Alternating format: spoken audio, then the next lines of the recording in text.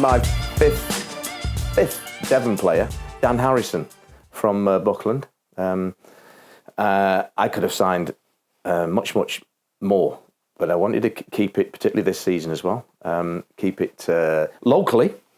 I've got the majority of the squad of 20 odd players that I've used in the first team at the moment, and I can call on. So there's 5 of them that live over the border.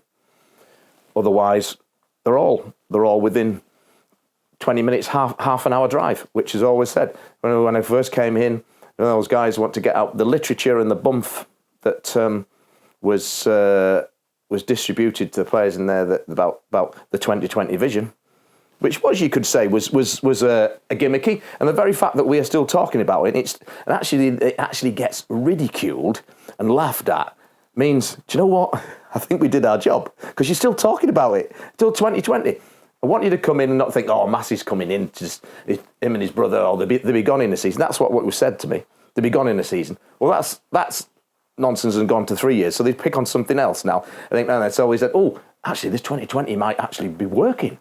Cool. You said in 3 seasons they have a team that will challenge for it. So they have to pick and just maybe try and pick apart what maybe is not happening.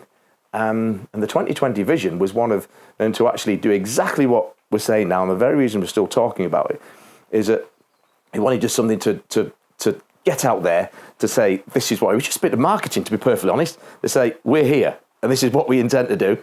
But then it wasn't a very that they just, we'll just leave that lying about and just floating about over in there. It was a serious of it to actually go and win or challenge for the trophy, for the title, and I think we're well on the way to do that. And it was to be done with the nucleus of the squad being within 20-30 minutes drive of Helston Football Club. Now, when we're planning ahead, and this way again, some people might just get confused again, and perhaps it's about planning. Some people just go from game to game. I like to think we've got a plan and idea certainly in my head, and with the club. So we're planning ahead. We've already got a good basis now of the 5 Devon players who will be with us for next year when hopefully the promotion happens, and we play in the Western League. Now, am I going to take 16, 17 players up from Helston, leaving at half past 3 to go to Keynsham for an evening game, or even go to Exmouth for an evening game on a Tuesday night? So the majority of my squad, and whether people don't like it, the majority of my squad, certainly a third, even half of the squad will be Devon-based next year of players, and that's because, and again, I think it's really disrespectful to my intelligence that if you think I would get players to come and play for Helston Football Club who are just here to pick the money up, they'd be well rewarded. But then they don't come. They come to play for Helston Football Club, and that's paramount. The rest of it is just irrelevant, to be perfectly honest. You go and do me the business and you get rewarded. But first and foremost, they have to come and play and want to play for Helston Football Club. And I've seen many of the players. In fact, even over the 3, this is the 3rd season now. I've had 2 players that have come down to play for Helston. They wouldn't be asked to come back and play again because I knew straight away. They just, I find they can pick up some money for a one-off game here. That's not what I want to see from my players that are playing for my side. There's got to be a trust and certainly respect for the club and myself. And it works both ways. And if that's not shown, you won't be invited back again to come and play. But going back to the local side of it, is that we have a big fair share of local players.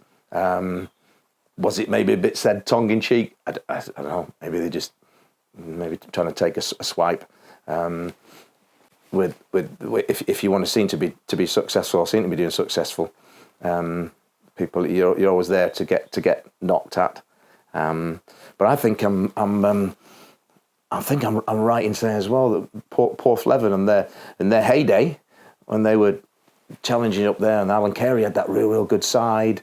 They were challenging for the title. They had that fantastic Vase run. I remember them going to where they actually got knocked out. I think it was the quarterfinals against Taunton. In the quarterfinals of the Vase, I think if you look back on their side, the majority of their players, in fact, they probably think all of them actually came from Plymouth. So I mean, memories are a bit short, really, in there. That it's just what happens. There was a fantastic video you did looking back with Mike Truscott with Falmouth in their 60s and the 70s when they reached the first round of the FA Cup on 2-3 occasions. They'd won consecutive titles, went in the Western League, won consecutive titles.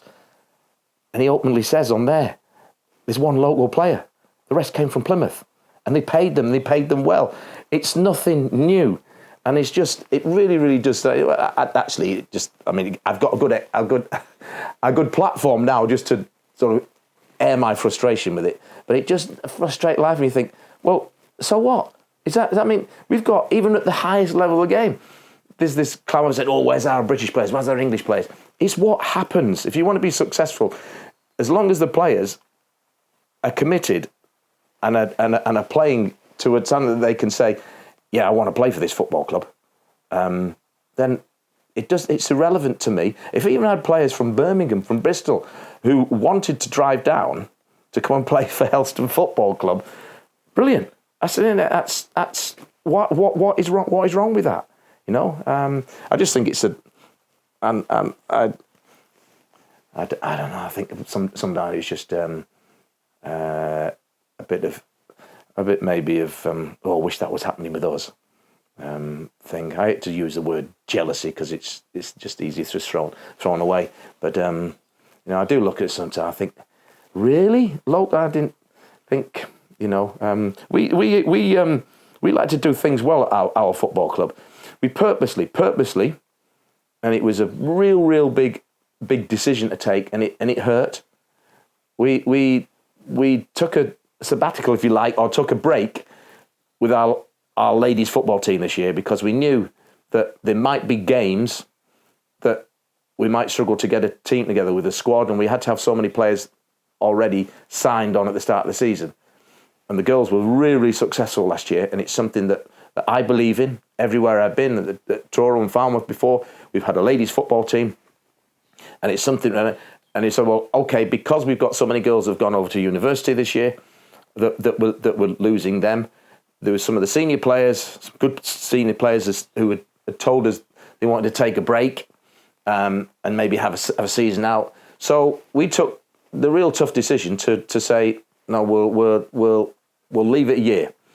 And there's going to be some really exciting news coming very soon in the new year because that's what's going to happen.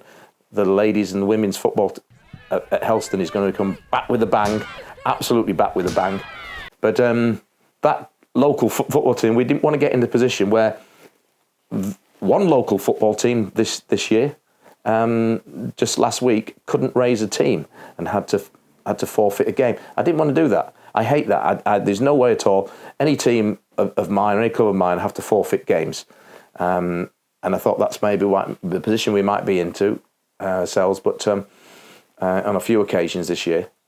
But I did see that, I think it was the team that are talking about us having not enough local players in. They couldn't raise a ladies team.